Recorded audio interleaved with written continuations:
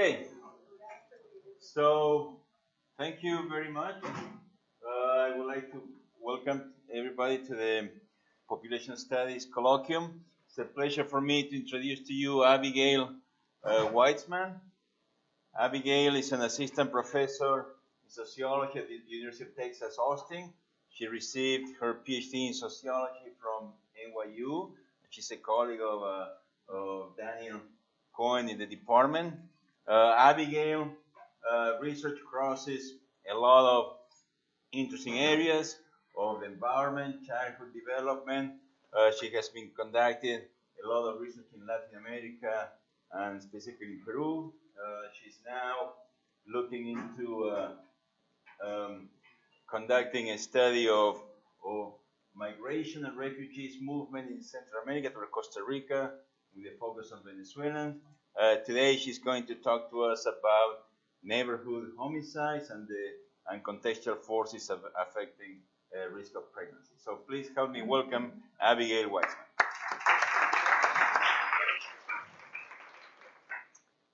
Thank you so much for that warm introduction, and thank you for being here to hear this talk today. Before I get started, obviously I would also like to thank my co-authors, Jennifer Barber, Mark Zimmerman, Justin Hines, and Yasmin Kusanoki at the University of Michigan. Just a little bit about what I'm going to be talking to you about today before I get into the meat of it.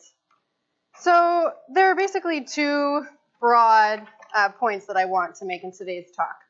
So the first one is that exposure to neighborhood violence has a rippling effect on the transition to adulthood. In particular, I'm going to be talking about homicides. And the reason I'm focusing on homicides, well, there are sort of two. One is that homicides are really well documented, so they reduce measurement error when we're thinking about violence exposure.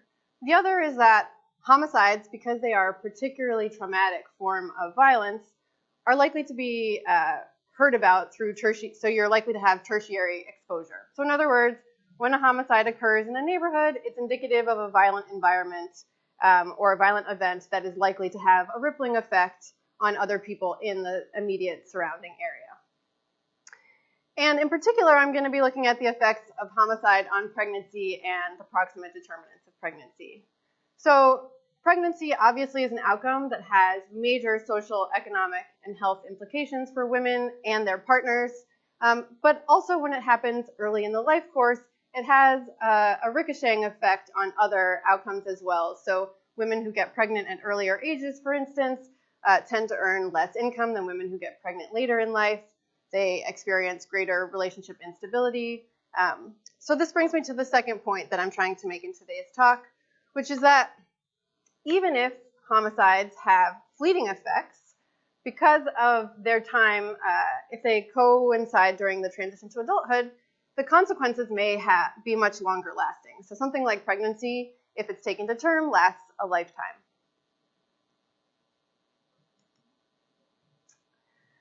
So for those of you who don't know this, homicide and violence exposure vary dramatically across race in the United States. Black urban Americans are 2 times as likely to be exposed to a homicide as the average among urban Americans. And homicides tend to be concentrated in racially segregated neighborhoods, which means that Black Americans who live in urban racially segregated areas are disproportionately exposed to homicides and sometimes repeatedly. So if homicides have an effect on important events like pregnancy during the transition to adulthood, they may ultimately contribute to broader demographic disparities that we observe, for instance, disparities in early pregnancies across race or class. Homicides are also disproportionately occur in disadvantaged neighborhoods. So in particular, they occur in neighborhoods that are marked by high levels of unemployment, resource deprivation and poverty, and low community organization and cohesion. So by community organization and cohesion, I mean things like a small presence of NGOs or a lot of trash, things like that. So there's really not a lot of research on the relationship between neighborhood violence and early pregnancy. In fact, there are only 3 studies that I could find, but one of them examines at the state level the correlation between teen pregnancy rates and homicide rates and finds that they are extremely highly correlated at 0.74. This does not necessarily mean that homicides have an effect on early pregnancy rates. It's also possible that the same sort of demographic distribution that we see in terms of who is exposed to homicide mirrors that with which we observe who experiences early pregnancy. So early pregnancies disproportionately occur among African American and Hispanic women.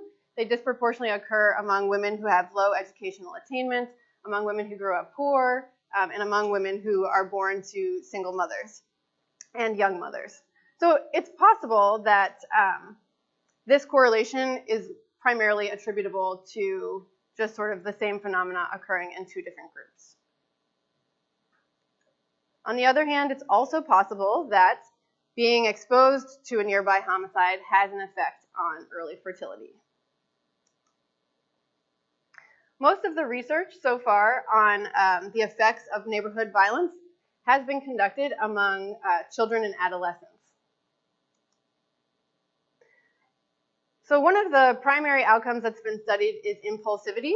So Pat Sharkey's work in particular has demonstrated that when young children around the age of 5 are exposed to a homicide, they're much more likely to act impulsively and to exhibit externalizing behaviors. But Pat also finds that this impulsivity is short-lived. So it tends to occur within like a 7 to 10 day window following a homicide, and then sort of diminishes after that. Other research has also shown that among children, being exposed to a nearby homicide in one's neighborhood has a negative impact on cognition, test performance, school repeat, and school dropout, or grade repeat and school dropout. Among adults and adolescents, research indicates that being exposed to violence, whether it's neighborhood violence, war violence, family violence, etc., tends to have an effect on depression, PTSD, anxiety, and a whole host of mental health outcomes. I have a little asterisk here next to substance use because the vast majority of research that I can find is really correlational, but there's reason to believe that being exposed to neighborhood violence increases substance use, including both alcohol consumption as well as narcotic use. And finally, there's also research indicating that among both adult men and adolescent men, men who perceive their neighborhoods to be unsafe, who feel that they must behave violently themselves in order to survive, are more likely to report perpetrating intimate partner violence against their girlfriends and wives. So it's clear that being exposed to environmental violence has cascading effects, at least among children and adolescents, and somewhat among older adults. But we still don't know very much about what the consequences of being exposed to neighborhood or community violence are during the transition to adulthood. The transition to adulthood marks a very different stage of life than earlier childhood and adolescence, and it marks a different stage than later adulthood as well. So, according to developmental psychologists, the frontal lobe is still developing during the transition to adulthood. So, by transition to adulthood, I'm really talking about like ages 18 to 24. So for the most part, the frontal lobe is developed, but it's not totally fully formed. So this means that relative to younger children and adolescents, young adults are somewhat more rational, or they're able to think, forecast into the future and act a little bit more logically and deliberately than their younger peers. On the other hand, relative to older adults, because their frontal lobe still is not entirely developed, they are still somewhat more rash and irrational. In the United States, the transition to adulthood is also marked by a dense concentration of social and sexual experimentation. Many of you are probably familiar with this phenomena, but the transition to adulthood in the US often is marked by young adults leaving their home of origin, either going to college, moving in with friends, moving in with a boyfriend or a girlfriend, exploring new educational opportunities, employment, etc. So young adults are exposed to a vast array of new environments where they're developing new attitudes and opinions. They're having changing expectations about what they want for their future. And through this range of social, sexual, relationship experiences, young adults' trajectories towards future advantage and disadvantage really begin to solidify and take shape. So for all of these reasons, I think it's really particularly important to be thinking about the effects of something like neighborhood homicide on important events that occur at this period, because they could ultimately place women on a path towards future advantage or disadvantage in a way that wouldn't necessarily be true at a younger stage, or a later stage for that matter. So we have two overarching research questions for today's talk. The first is, does homicide exposure increase the risk of early pregnancy? And the second is, if so, what are the behavioral mechanisms? This is just the basic conceptual model. So thinking about John Bongart's model of the proximate and distal determinants, obviously we're conceptualizing sex and contraception as the proximate determinants of pregnancy. These are the behaviors through which women are likely to affect their pregnancy risk. And homicide exposure represents this distal determinant that may affect sex and contraceptive use and ultimately a woman's likelihood of getting pregnant. If we extrapolate a little bit from the research I just talked about on the effects of homicide exposure and violence exposure at younger ages, we can think a little bit more about sort of the psychosocial mechanisms by which homicide may come to affect sex and contraceptive use. So the first is impulsivity. So it may be the case that being exposed to a homicide for young adults does increase impulsive behavior, and this might undermine self-efficacy. So there's a burgeoning literature now suggesting that self-efficacy, in particular the ability to do the onerous task of taking something like a birth control pill every day, roughly around the same time, or having to negotiate condom use with your partner at intercourse every time, can be really difficult, particularly for young adults, and that this is one of the pathways by which young women are likely to get pregnant. So it's possible that if homicides affect impulsivity, they undermine self-efficacy. It's also possible that among young adults, homicides increase substance use, which obviously could further undermine self-efficacy. Homicides may additionally affect relationship violence as well as other relationship dynamics, like relationship seriousness. It may increase the likelihood that a woman moves in with her partner, and then this affects her risk of early fertility. Related to that is the notion of proximity seeking. So some of you may know about proximity seeking. For those of you that don't, it's the basic idea that when we're faced with something like human frailty, when we're faced to confront our own risk of mortality, we seek comfort in human interaction. And this can take place in two ways.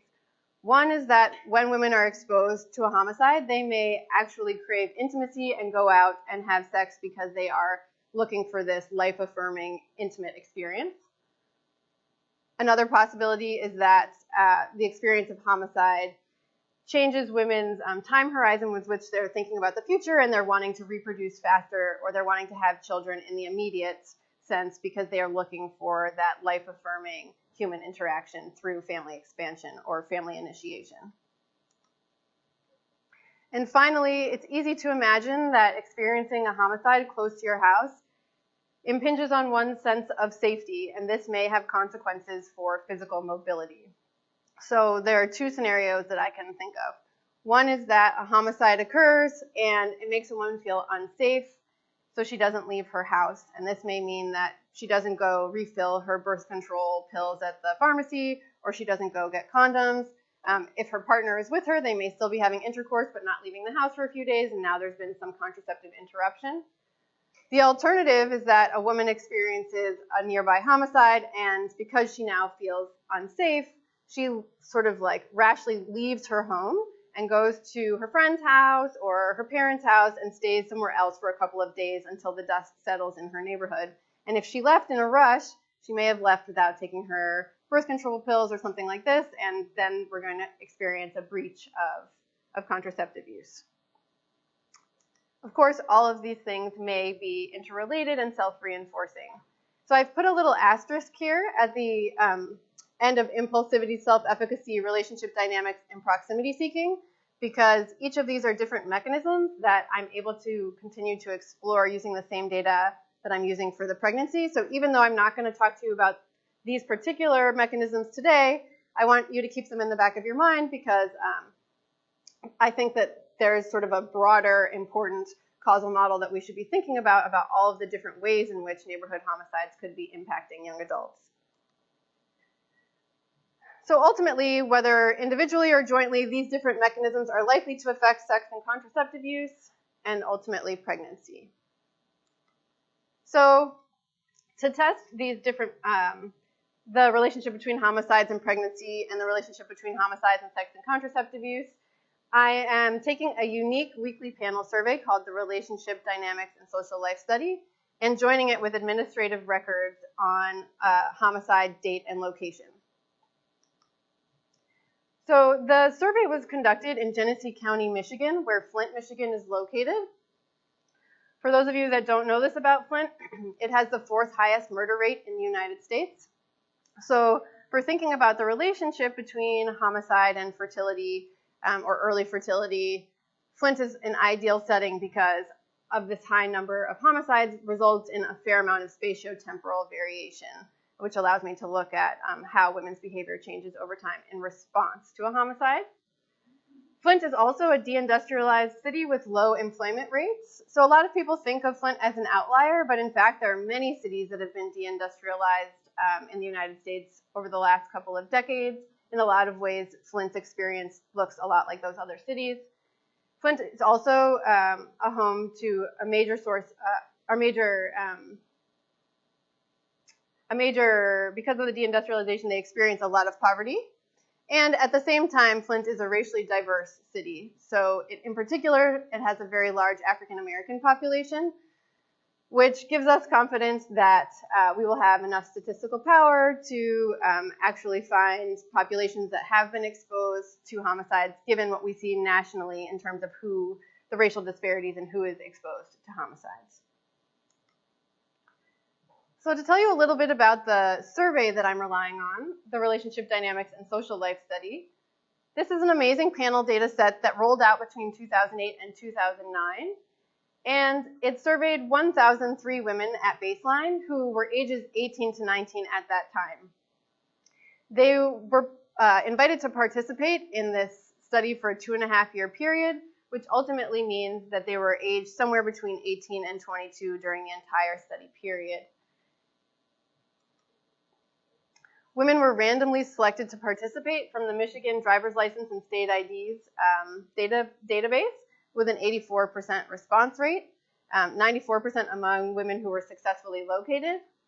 The sample included women who temporarily resided outside of Genesee County if they were attending college or seeking vocational training or something like that. So one of the benefits to having a geographically restricted sample is that it allowed the PI, Jennifer Barber, to really be heavily involved in the data collection and to ensure high retention rates and to be sort of able to manage this really intensive data collection effort. The downside, of course, to having a geographically narrow sample is that we have concerns about external validity. To what extent does Flint look like the rest of the United States, or to what extent can we expect similar behavioral responses elsewhere? Well, obviously I can't tell you exactly how women would behave in different cities, but I can tell you that Michigan compared to the rest of the United States is very similar. It's not an outlier. It has similar cohabitation and marriage rates, age at first birth, non-marital and teen childbearing rates, and completed family size. So sort of outcomes of interest related to pregnancy and family formation. And the RDSL sample itself, in comparison to the ACS and NSFG, which are two population representative samples, nationally representative samples, they look very similar in terms of women's high school and post-secondary school enrollment, the age distribution, employment rates, marriage rates, and residential rates. The one really noteworthy distinction between the RDSL and nationally representative samples of the same age is racial. So because Flint has a very large African-American population, African-American women are represented about twice as frequently in the RDSL as we see in nationally representative samples, and Hispanic women are represented about half as frequently as you see in nationally representative samples. But in terms of demographic behavior, ultimately, women in the RDSL behave much like we see women behaving at a national level. So the RDSL began with a very comprehensive hour-long baseline interview that captured a vast array of demographic characteristics as well as women's attitudes, aspirations, and expectations for their future. A pretty intensive questionnaire about their childhood history, their childhood environment, their family environment. It also asked questions about women's earlier sexual and relationship experiences, their mental health, their religion, pretty much everything you can think of. It was designed to really capture every possible determinant of early pregnancy. Women were paid $20 to complete this baseline survey, and then at the end, they were invited to participate in the weekly, what we call journal interviews. So for the rest of today's talk, I probably will use the word week and journal interchangeably. Women completed the journals modally 8 days apart, so pretty close to a week. These weekly journals updated women's information on their relationship status, their relationship dynamics, including things like intimate partner violence, who's making the decisions about where we're going out, did we fight, I'm trying to think about the others. And then also things, so with relationship status, also the ability to track relationship instability and breakups. In addition, the weekly journals included information about intercourse. So in particular, it asked women if they had sex that week, though it did not ask how many times. And it asked them about their pregnancy status as well as their contraceptive use. So it asked women if they used any contraception, and then it went through a whole list of contraceptive methods and checked them off one by one, whether women used them or not. Women were paid $1 to complete every journal, and they were paid $5 for every 5 journals that were completed on time in a row. So this led to a pretty high retention rate. We had 78% of women still participating at a year and a half, and 63% of women participating at the 2.5-year mark. An experiment conducted in conjunction with the RDSL ruled out panel conditioning bias. So in other words, we really don't see any evidence that repeatedly answering these questions ultimately affected women's behavior or their thought processes. I also want to note that given the greater attrition rate at the 2.5-year mark, we've also conducted sensitivity analyses where we restrict everything to the first year and a half, and we find that this has no bearing on our ultimate conclusions. What was the nature of the experiment? Sure. So the RDSL basically took 100 women who are not included in this sample and gave them the baseline survey and then the exact weekly journal. And then they gave them their first follow-up journal at the 52-week mark, so exactly 1 year later, and compared to the RDSL respondents how they look. Every 12 weeks, women also in these journals answered questions about their attitudes and time-varying demographic factors like their public welfare receipt, their college enrollment, employment, trying to think what else. But ultimately, these quarterly supplements allow us to sort of look at a vast array of time-varying attitudes over time and time-varying circumstances over time. So even though I'm talking to you about pregnancy today, for example, a different project that I'm working on also examines the effects of homicides on things like college enrollment and college dropout. So this is just a timeline of what the RDSL looks like. So at the first journal, women completed their baseline survey and then did the weekly journal. And then every 7 to 8 days, they completed another weekly journal. Every 4 weeks, women updated information about their address. So this allows us to know where women are and to use that information to locate nearby homicides within the preceding 7 days. And then every 12 weeks, they also updated information about their attitudes and their demographic situation. So we limit the sample to women who completed at least 2 journals because we're interested in time-varying phenomena. And we also restrict the sample to the weeks when women were living in Flint, Michigan, and when they were specifically at risk of pregnancy. So what I mean by that, I'm going to talk to you about how we identify when we believe women conceived their pregnancies. But basically, if a woman wasn't pregnant or we didn't believe she was pregnant, those weeks are included. And if it's the week we believe she conceived, that week is also included in our sample. So this gives us a sample of about 20,000 weeks from 507 women. 89 of those 507 women were exposed to a homicide at least once during the RDSL, so that's just under 1 in 5. However, despite the somewhat prevalent experience of being exposed, only 134 weeks represent weeks in which women were exposed. So most women were exposed one time. However, some women were exposed multiple times, and one woman was exposed to 7 distinct homicides in 7 distinct weeks. When you say exposed? Oh, sorry. Excellent question. So by exposed, I mean that a homicide occurred within a quarter mile of her house of residence. Thank you for asking that. That's important. So this is what the exposure at the quarter mile mark looks like in the RDSL Flint subsample. So 8% of non-African American women were ever exposed to a homicide within a quarter mile of their residence, relative to 26% of African American women. So this is a massive disparity, and one that mimics what is found in other cities like Chicago. And then across a range of socioeconomic indicators, we see a pattern where women who come from more disadvantaged backgrounds are disproportionately likely to be exposed to a homicide ever during the study period.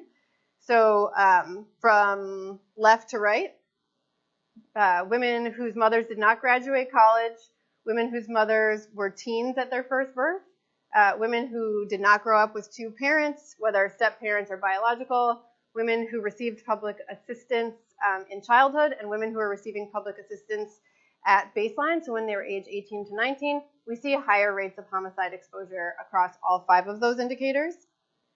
And the ones highlighted here in red are the statistically significant, for those of you who really honor that, those are the statistically significant differences that we observe. So by race, by maternal age, or a woman's mom's age at first birth, and her childhood family structure.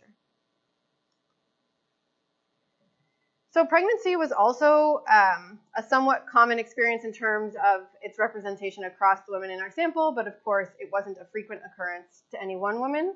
So 113 women became pregnant in the Flint sample. This is also approximately 1 in 5, but there are only 134 conceptions. So a couple of women got pregnant 2 or 3 times. The vast majority of those who got pregnant once. And so to talk a little bit about how we identified pregnancy. So every single week in this journal, women were asked, "Are you pregnant?" And if a woman said, "Yes, I'm pregnant," she was asked, "Has a pregnancy test confirmed you're pregnant?" And she was also asked, "What is your due date?" So women were repeatedly asked whether a pregnancy test had confirmed the pregnancy, and they were repeatedly asked the due date until they provided the due date and until they said, "Yes, a pregnancy test has confirmed this." So we can create 2 different measures of conception. The one that I'm going to talk about today, we basically take the due date and walk it back 40 weeks. And then for the vast majority of women, this works. They had sex that week. It would make sense that they could have gotten pregnant. In a handful of cases, we have to sort of look around the weeks before or the week after to identify this is the more likely week that they got pregnant. And then that week we identify as the week of conception. The alternative is to take the "yes, a pregnancy test has confirmed that I am pregnant," and just walk that back 2 weeks. And the reason we would do that is because the earliest a pregnancy test can confirm a pregnancy is 2 weeks post-conception. So whether we use that measure or the measure that I'm talking about today, the results are virtually identical. So in terms of who became pregnant in the RDSL, it looks somewhat similar to who was exposed to homicide. So we see slightly higher rates of pregnancy among African American women in the RDSL sample compared to white women and women of other racial backgrounds. And then again, across all 5 indicators of socioeconomic status, we see higher rates of pregnancy among women with more disadvantage. And those are statistically significant in 4 out of 5 of the disadvantage indicators. So here's a breakdown of what the behavioral mechanisms look like in the RDSL. So in 32% of journals in the Flint subsample, women reported having sex. If they had sex, in 81% of those weeks, they reported using any form of contraception. In 37% of the weeks when they had sex, they said they used a hormonal method. So hormonal methods can include anything from a vaginal ring to the birth control pill to Depo-Provera shot to an IUD. Of course, things like the Depo shot or IUDs pose a little bit of a dilemma because they're long-acting forms of contraception. They are so small. They constitute just a small fraction of the contraceptive use in the sample that if we throw them away and discard them from this measure, it has no bearing on the outcome. And then in 65% of weeks when women said that they had sex, they reported using coital contraception. This includes female and male condoms, spermicide, as well as withdrawal. I'm happy to talk about what withdrawal looks like separate from this, but we combine it here because it similarly constitutes a small set of weeks when it's the only method that's being applied. And finally, if women had sex and they used any form of contraception, in 72% of those weeks, they said that they used contraception consistently in order to prevent pregnancy. So given the nature of the RDSL and the repeated quarterly supplements, we're able to control for a range of time-varying demographic factors and time-varying social environmental factors like perceived approval of pregnancy. For anyone who's concerned about collider bias, if we throw those controls away, we still find the same story as the one I'm telling you today. I'm not going to bore you with the details of all of those controls. I'm happy to talk about them during the Q&A. I do think it's important to mention, however, the temporal and spatial controls that we include in our models. So when we're measuring or when we're estimating pregnancy, we use discrete months that a woman has been at risk of pregnancy. This serves as the clock in our models. We also, to account for secular time trends, include dummies for year and month and year-by-month interactions. So this is particularly important because the survey coincided with the Great Recession. So it's possible that changing rates of unemployment, et cetera, might have also affected sex and contraceptive use, and we want to parse that out and distinguish that from the effects of homicides. And then because some women did move during the study period, we also control for census tract, which allows us to really isolate the effects of a homicide from other aspects of a woman's neighborhood. So we're estimating pregnancy essentially using a linear hazard model with person-fixed effects, and we use discrete time. As a robustness check, we estimate linear regressions with random effects, logistic regressions with random effects, and just logistic regression with clustered standard errors. My impression from reading the literature and talking to a number of different colleagues is that there is no consensus on the best way to take a fixed effects approach or a causal inference approach in a hazard framework. So that's why we have so many different robustness checks here. And then in terms of the proximate determinants of pregnancy, we use linear regression with fixed effects. But as a robustness check, again, we estimate these with logistic regression with fixed effects. So for any early stage graduate students in the audience who don't know specifically what a fixed effect is or why we would be working so hard to have fixed effects in our models, essentially they allow us to generate within woman estimates. So we're comparing women's behavior in weeks when they were exposed to a homicide within a quarter mile of their house to weeks when they were not exposed. So this is basically what it would look like. So if this is a given woman in the data set from week 1 to week K, this is all her participation. A homicide happens somewhere in the middle of that participation. We can look at her sex and contraceptive use in that particular week, and then we can compare it to all of the other weeks that she's in the survey. What does this look like? Is it the same? Is it different? We can also lag it and say, how did being exposed to a homicide 2 weeks ago affect her behavior today, et cetera. So if a woman becomes pregnant, then she's no longer disabled? That's right. Yeah. Well, the weeks when she's pregnant are not in the sample. After she gives birth or has a miscarriage or says she's no longer pregnant for whatever reason, she re-enters the sample. Which is partially why we control, for instance, for running number of live births. So do neighborhood homicides increase a woman's risk of early pregnancy? We find that yes, it does, by quite a large magnitude. So in weeks when women were exposed to a homicide, their probability of conceiving was 2.6.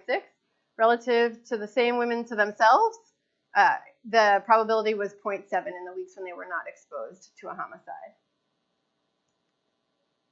And we find pretty similar magnitude of effects across different specifications. Now, I mentioned earlier that Pat Sharkey had found this temporal finding that, at least among small children, homicides have sort of a fleeting effect on impulsive and externalizing behavior. So this led us to be curious about the lagged effects of homicide exposure on pregnancy risk. And we find that the significant effect of homicides on the risk of early pregnancy between the ages of 18 and 22 really happens in the 7-day window following the homicide. And then as you move back in time, the effect gets weaker and even reverses course. We start to see it become negative at the 3 to 4 week period.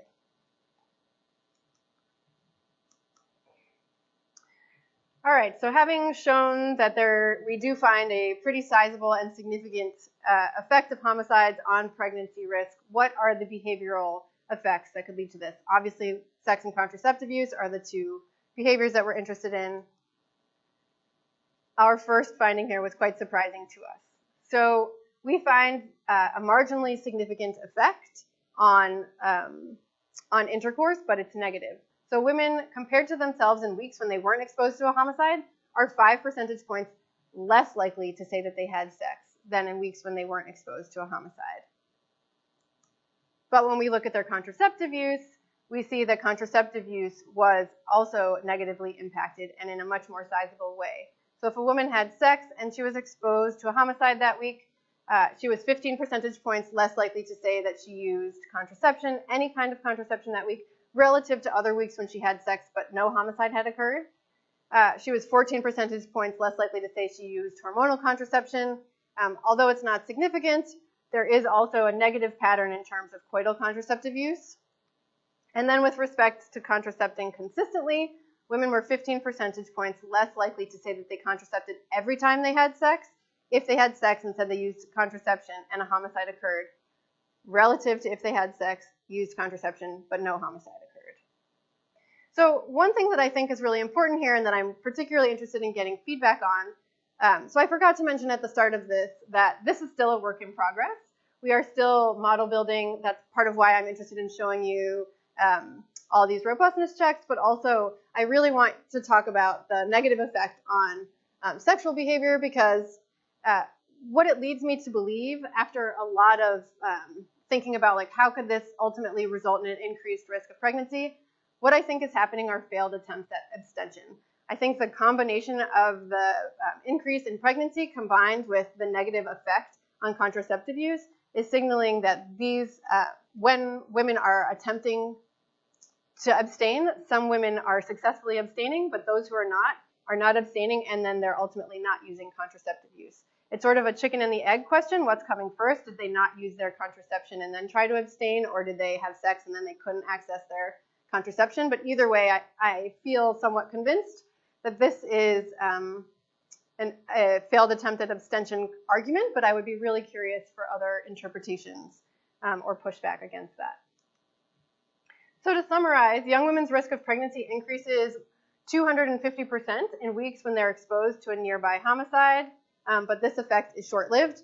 I forgot to mention that what I just showed you for the sex and contraceptive use, we find the exact same pattern when we lag it 1, 2, 3, 4 weeks. It looks just like the pregnancy. So the effects are only significant in this particular week following a homicide, and then we find no effects of homicides 2, 3, and 4 weeks after a homicide has occurred. The uptick in pregnancy is primarily driven by reductions in contraceptive use, both with respect to using any contraception and with respect to using contraception consistently. Combined with reductions in sexual intercourse, the negative effects on contraceptive use point toward failed attempts at abstention as a primary driver of pregnancy. All of these findings come with a couple of caveats. The first is that we have low statistical power Homicides occurred somewhat infrequently. Pregnancy is also infrequent occurrence. So we're looking for needles in haystacks here. A focus on homicides ignores other potential violent exposures. So the benefit, as I said, was that they're really well documented. So we don't have a lot of measurement discrepancy when it comes to was a woman exposed to a homicide.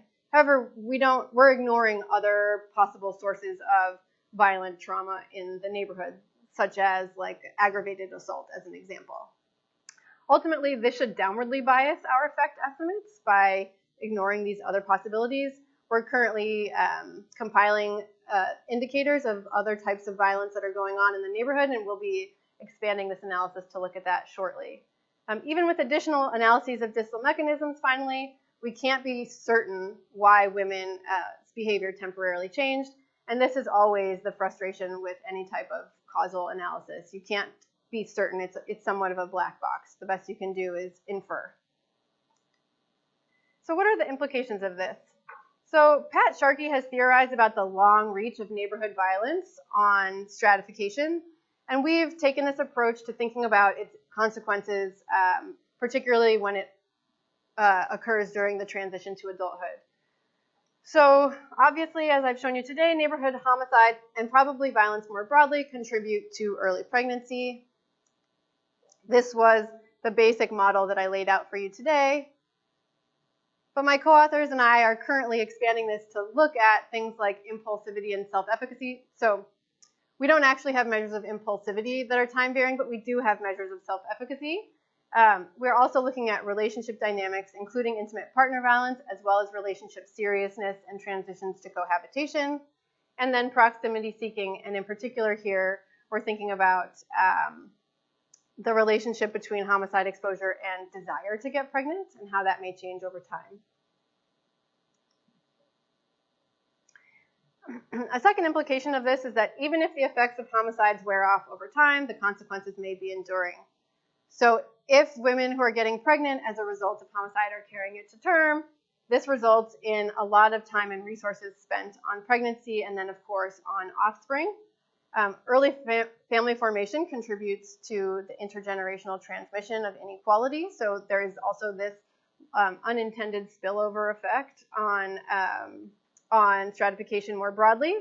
But I also think it's worth noting that family formation can bring joy and provide a sense of self-fulfillment. So Kathy Eden's work, for instance, suggests that some women, despite not having a ton of resources, opt to get pregnant because it provides a means of expressing one's moral worth or social belonging.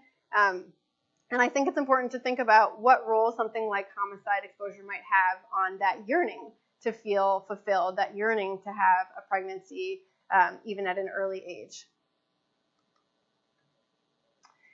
So I just want to close by talking more broadly about the consequences of homicide for the transition to adulthood and sort of longer-term trajectories.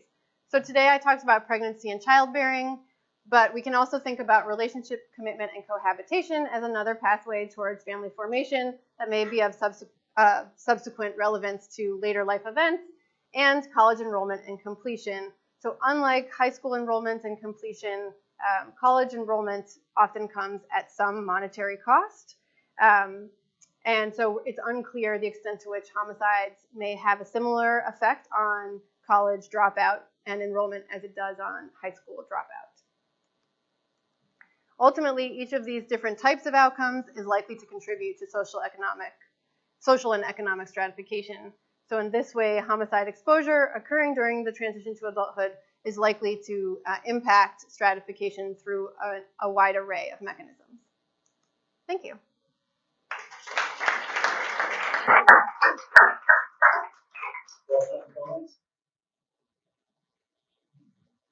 Thank you for that piece. Really interesting. One factor that I think might play a larger role in consider than you were able to address in this analysis is the role of sexual violence, and that could account for the sort of dual reduction in occurrence of sexual intercourse at the same time as the reduction in use of contraception. So, and I suspect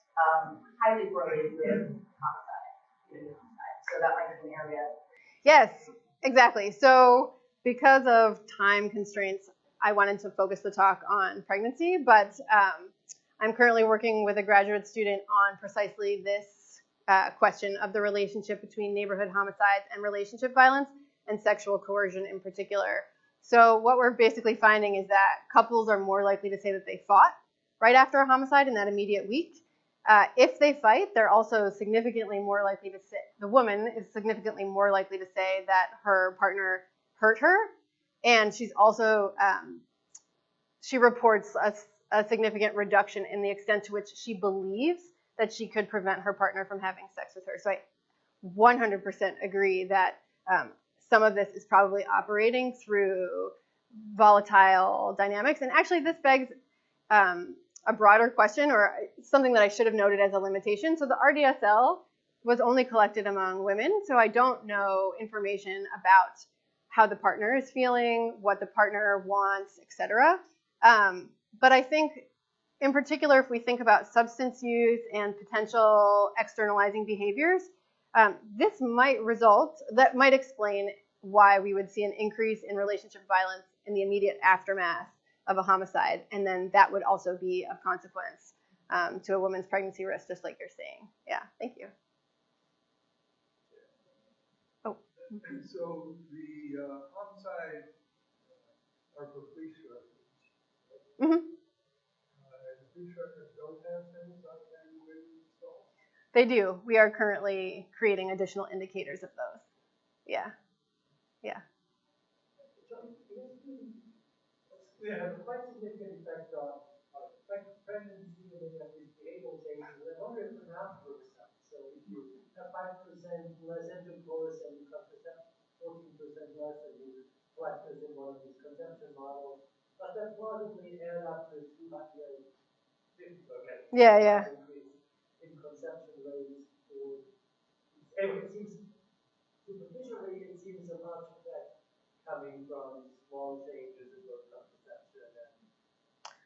So the contraceptive change.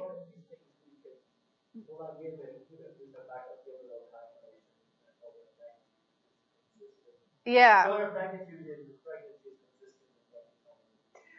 Yeah, so a couple of things. So one, the contraceptive use change is actually quite large, particularly with the hormonal contraception. It's like a 50% decrease in those weeks relative to the mean.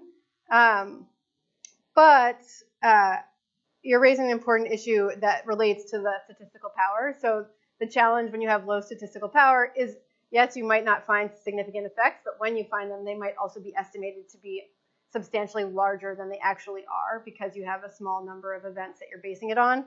So I do think that it is possible that we are overestimating the effect on pregnancy. I do think that there probably is a significant effect, the magnitude of which I am less confident in. And then the other thing I wanted to point out was that we don't know information about how frequently women had sex in the weeks that they did have sex. So it is possible that if women had a lot of sex that week, that there is still a substantial increase in the pregnancy related to that. But unfortunately, we can't know the number of times. Yeah. Thank you for the talk. I mean, I was actually surprised at the beginning, the kind of assumption that homicides were going to increase pregnancy. Because I actually thought, actually the negative effect on intercourse makes sense to me. You get depressed or it seems that, and so I wonder if you'd be better off to actually work on that it's not obvious that it's going to increase pregnancy, but there's an open question and good reasons to think that it's actually going to move in the opposite direction. And so so you find the negative effect on intercourse, which and then you find the effect of pregnancy, and I wonder if who's at risk of pregnancy, because you have a lot of women using long-term contraception, and see if you can you investigate more who are these women that end up getting they change their contraceptive rates, but you got a long-term contraception, they are not at risk of doing that. So I wonder if you could just, maybe it would make sense to just focus on temporary users or women who are not sexually initiated. And maybe this could be just pushing them into sexually initiated. Yeah, so just a brief correction, which is that, and I'm sorry I didn't articulate this better, the long-acting contraception is an extreme minority of users. We just keep them in the sample because if we throw them out, it doesn't matter. But you are raising an important point, and one that I have been, I need to go back to the data to sort of work it out, but I am similarly interested in looking at basically contraceptive disruptions. So focusing specifically on, okay, they were using contraception pretty consistently for at least the preceding 3 weeks. This should, if it's driven by an effect on hormonal contraceptive use, then it should be, a disruption occurring among women who are already using it, not a drop in uptake of it. Mm-hmm. Oh. So yeah, it seems like the basic story that is the most likely, the most frequent you're telling is that somebody who's taking the pill, stops taking the pill, probably doesn't want to have sex, and then the partner basically either forces or like compels the forces somehow. So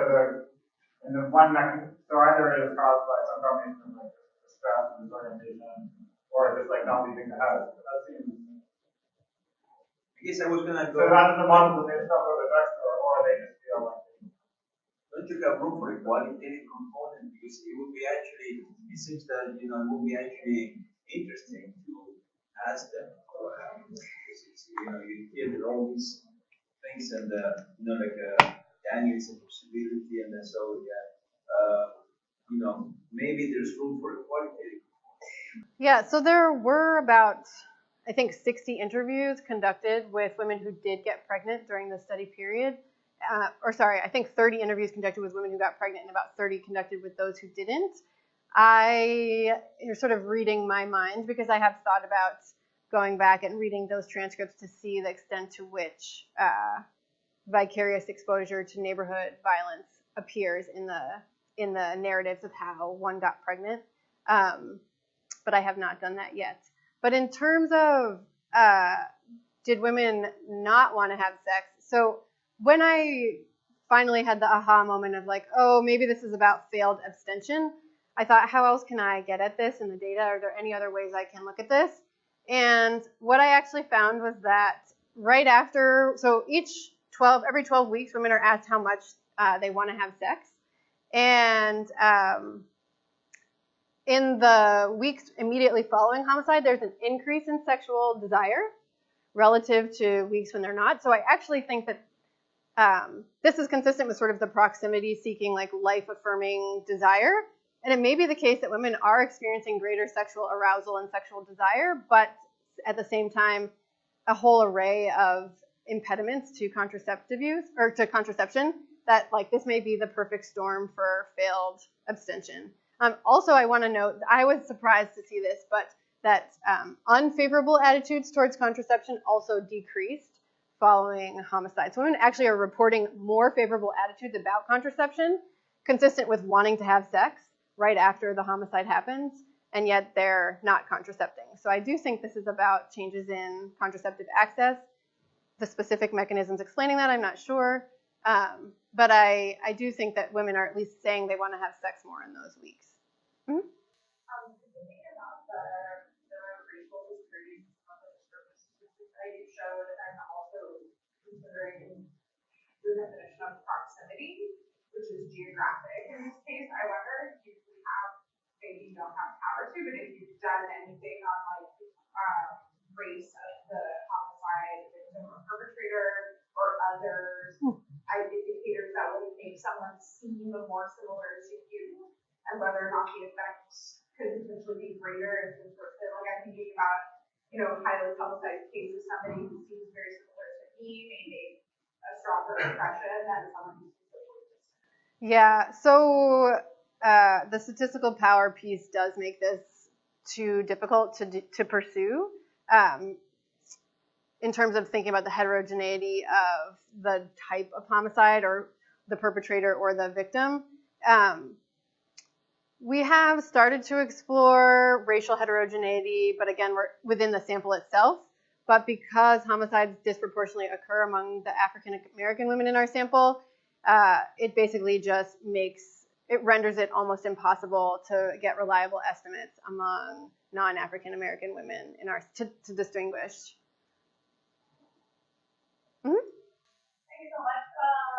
I have a couple of comments. It's very careful and very interesting. And a couple of you. One of them is what do you know about the seasonality of pregnancy in France, and is there anything there at the top of them? And the other one, I'm just curious about after doing all this research, how do you think about your arguments related to the window of the age that you're assessing? Do you think it would look very different if you had a sample of women that were older as well? Do you really expect or think that there's something about using younger women different, or would you expect it to also be different? Yeah, that's an interesting question. So I'll answer the first one first because it's easier and simpler. And so basically we account for the seasonality with these month dummies. So they just sort of take out the secular time trend, including seasonal trends. But in terms of thinking about older women, this is an interesting question, and I think one that really hinges on the mechanisms that are at play, some of which we can get at through things like intimate partner violence, some of things we really can't get at, like the actual impulsivity. So I feel like it's an open question, but one that is really interesting and worth exploring, because I think there are the implications of transitioning to a first birth, for which most of these women, it's their first birth, relative to transitioning to a second and third birth. Those are different phenomena, different experiences, and have different implications. Yeah, that's an excellent question. Yeah, I just want to highlight, if I didn't make it clear enough already, that basically we're only able to do this because of the weekly nature of the panel data. And that's why there's such a dearth of evidence in general on the relationship between things like neighborhood violence and pregnancy, because to get the temporal ordering correct, et cetera. And I bring this up in the context of your question because I don't know of any other data sets at all that have such frequency of information about things like pregnancy, and especially not among older women. But I do think it's an interesting thing to think about for sure. I don't know if there's some data for it around that basically collect data from the colon side. Oh yeah, like the period trackers and stuff. Yeah, I should get in touch with Jenna Nobles about that. Yeah. Okay. Final question. Yeah, I was just wondering if you have weekly measures of mental health. I wish. I will end by saying that we have mental health measured at baseline, and we have it measured once again through these quarterly supplements, through these 3 one-time supplements that were conducted roughly 1 year, 18 months, and 2 years. Each supplement contained different questions. So one thought I've had is to try to look at a woman's total number of homicides exposed to and see if there's an effect on the deterioration of her mental health relative to baseline. But I think I'm going to run into such big power problems there that I won't be able to discern, but I certainly wish. Thank you. Okay, thanks a lot.